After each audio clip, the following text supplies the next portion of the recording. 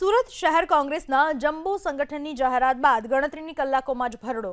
ઉપપ્રમુખ અને મહામંત્રી સહિત છ નેતાઓએ રાજીનામા ધરી દીધા. શનિવારે કોંગ્રેસ દ્વારા સંગઠનને મજબૂત કરવાના ઈરાદે 151 હોદ્દેદારોના નામની જાહેરાત કરવામાં આવી હતી, પરંતુ આ નવી ટીમ સક્રિય થાય એ પહેલા જ વિખવાદની આગ ફાટી નીકળી છે. સંગઠનનું માળખું જાહેર થયાની ગણતરીની મિનિટોમાં જ પક્ષના જૂના જોગીઓએ નારાજગી વ્યક્ત કરી સંગઠનના હોદ્દા પરથી ટપોટપ રાજીનામા ધરી દેતા રાજકીય આલમમાં ગરમાવો આવી ગયો.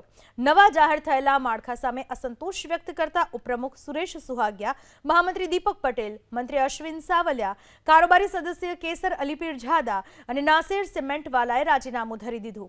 સુરત મહાનગરપાલિકાની ચૂંટણી માથે છે ત્યારે કોંગ્રેસમાં આ પ્રકારની યાદવા સ્થળી પક્ષ માટે નુકસાનકારક સાબિત થઈ શકે તેમ છે. એક તરફ આમ આદમી પાર્ટી અને ભાજપ પોતાની વ્યૂહરચના ઘડી રહ્યા છે, ત્યારે કોંગ્રેસ પોતાના જ આંતરિક અસંતોષને ડામવામાં નિષ્ફળ રહી હોય તેમ લાગે છે. 151 સભ્યોની જંગી યાદીમાં જૂના અને વફાદાર કાર્યકરોની અવગણના થઈ હોવાની ચર્ચાએ જોર પકડ્યું છે.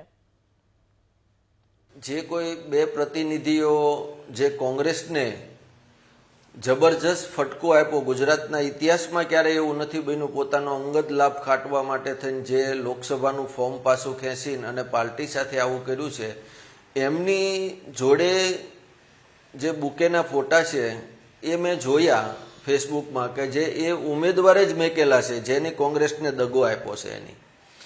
તો કાંઈ ને કાંઈ મારું વ્યક્તિગત એવું માનવું છે કે ઉમેદવારની મારા કોંગ્રેસના કાર્યકરોને ડેમેજ કરવા માટે, પાર્ટીને ડેમેજ કરવા માટે પણ કૃત્ય હોય.